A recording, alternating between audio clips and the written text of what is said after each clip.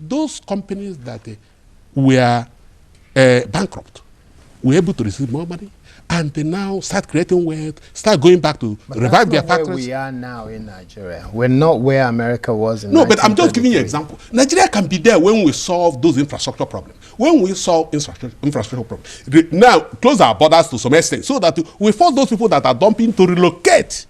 Because if a Chinese shoemaker... But doing what China did many years ago may not be something that is advisable for Nigeria to do in 21st century. What are you talking about 21st century? From 1489, when Henry VII started the protective policy, America applied it in 1790s. In 1790s, the Germans applied it in 1840s. The Japanese applied it in 1868, and every country applies it. When it becomes our turn, we can't apply it. Who told you we can't apply it? Are there no other ways? There are many ways. We can use invisible tariffs. Now, what are called invisible tariffs? But even if we can use tariffs, why can't we build our infrastructure? Why can't we build our infrastructure to increase our competitiveness? No, ask me. We don't want to exit WTO. We don't want to build infrastructure. And how do you want to develop an economy? You have a family. You just have a children. You don't want to send them to school. You don't want to take responsibility. You want them to one day become competitive with the children of those who went to the best universities. No, but you must take risk. So what do you do? That land you have that you are saving, you take it and go and use it to go to bank and say, lend me money. When my father was sending us to university, he sold all his things, including his car, and using bicycle, and sent 20 children to some of the best universities because he knows the value of the education. So we have to appreciate this. The problem is that we lie to ourselves, and we lie to ourselves, and we become used to lie to ourselves. That's why by the end of last year, they said we created 106 million jobs. I said, show me the figures. Show me the figures, because it's not enough to have survey conducted. Show me the jobs. Show me the jobs. Sorry, show me the jobs. Because it's not enough to government agencies to conduct a survey and to come up with this.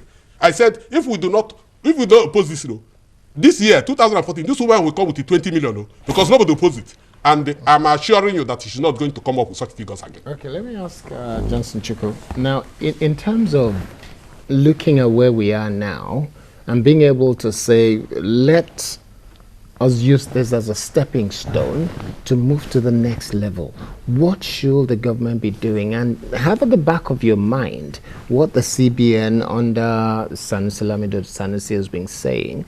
It's been said a number of times that our monetary policies seem to be quite stable and steady, and it's being well managed. Our fiscal policy is where the issues have been, because that's in the hand of the federal government outside of the CBN.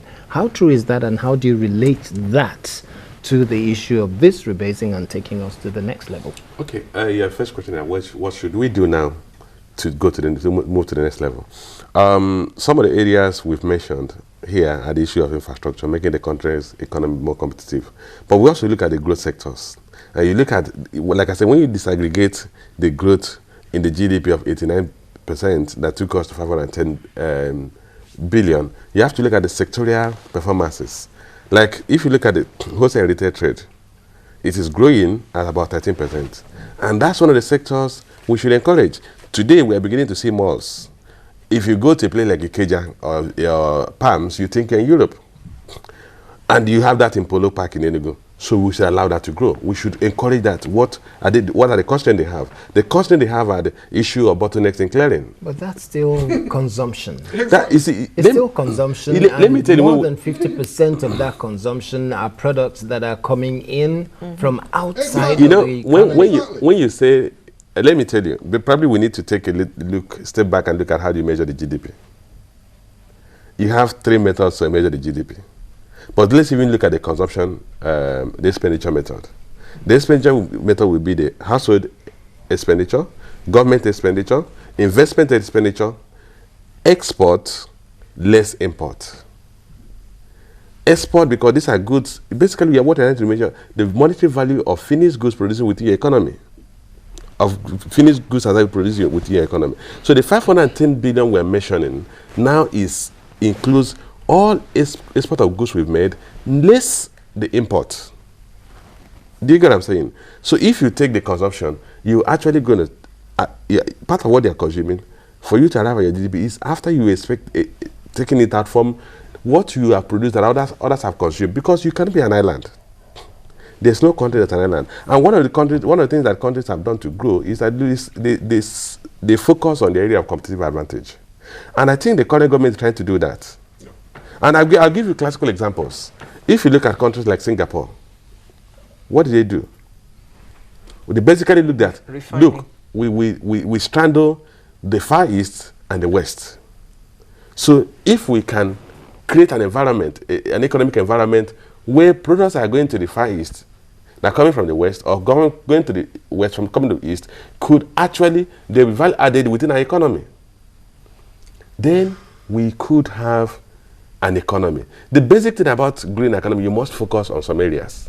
And if you look at what is going on, there are some. Sorry to interject, because we have to wrap up now. Let me just pick your brain on this. Okay. If you have to pick top 3 things that the federal government of Nigeria has got to do in terms of enhancing or executing the fiscal policy that will make it such that we achieve tangible things as a result of a growth in the economy, what will those 3 things be? What I'll do first is that I will skew the budget in favor of capital expenditure. Okay, today, capital expenditure accounts for less than 23% of the GDP, of the total fiscal expenditure. Okay, if you could have 40%, that's one. Second issue is that you need to improve the quality of labor so that Nigeria could be a base to attract those that even want to produce here and export. So you're coming back to education then? Yeah, the quality of education. Quality of education has got to improve for you to have quality of labor. Yes. Okay. The third factor is that I have to affect the lives of those who are actually trapped, who cannot consume, who can be in any position, the very poor. And one of the things we could do is like what Lula did. What they did was conditional cash transfer to support the very weakest in the system and then bring them into the economic value chain. So that they cannot, because if you look at the weakest in the system, their consumption is locally made. They basically look for basic food, the basic accommodation, basic clothing. And if you bring those 100 million that are very low, very poor, into the economic dragnet, and they begin to consume, you could actually stimulate a huge consumption base for locally made goods. Okay, so just to wrap up then, yes. If you have to look at the 3 things he has recommended, yes. Let's start with the quality of labor. Yes. What is it you think we can do to improve quality of labor? I don't want to start where he starts because you want me to tell you. Because we have to. Okay, you want. No, I have nothing with what he said. What are your thoughts? My thoughts. He has given us 3. Exactly. My first thing I'm going to advise government to do is to quickly borrow money to fix power and roads, so that to free up all the economies that are far away from the centers, so that the goods they produce can quickly enter there, and centers. As a result, they produce more. You understand? Next is to look at health care, where Nigeria is #1 in health tourism, and the Nigeria mandate #1 where in health tourism. Health tourism. We go to India. In terms of going out. Health tourism. So that I will mandate that in each of the 6 geopolitical zones we build at least 1 5-star hospital of minimum of 1,000 rooms. So that drag Nigerian and the foreign world-class specialists to come here. And that will reduce a lot of cost on the economy. Then education he's talking about. Let me tell you, it's a mistake we are thinking that we have to educate people. China started with educating people. You see, when you address those fundamental problems, the education is when people start receiving enough revenues, when the companies start becoming buoyant, they can now take care of education. Because if you educate people with their jobs, it is more dangerous than not educating them. So what I'm trying to say, in terms of education, I will create in each of the 6 geopolitical zones what I call international academic cities. And the mandate that universities around the world can come and relocate, have their campuses in Nigeria, since this country is. But I'm trying to be practical because I don't want to just give you that the education must be done this and that. But I have to tell you what needs to be done as quickly as possible. If we do these things, and I will assure you the economy will be free from the burden, from the structural defect, and start taking off. And as it starts taking off, then also, but most importantly, I will find a way to inject liquidity into the illiquid system. And the devaluing naira more so that there will be more liquidity, but also I put ban on some foreign made goods so that to ensure there was no run on the naira, because I devalue it and the pressure on the dollar becomes high. So these are the monetary and fiscal and monetary policies I will take. Okay, thank you very much. We have to wrap it up. I wish we could have more time because there are quite a few other things that I'd love for us to talk about in terms of the reaction of the NLC to this, in terms of the issue of unemployment, and still focusing on the issue of poverty. But this is a conversation that is not going to go away. So I say thank you very much, Johnson Chukwu, the MD, Cowrie Asset Management. Thank you very much for coming on Sunrise. And thanks to you too, Odelim Owegbara, financial analyst, and we're glad we had you here this morning. Thank you very much. Well, Sunrise is not going away. We take a short break. When we come back, another very interesting conversation awaits. So grab a cup of tea and don't go away.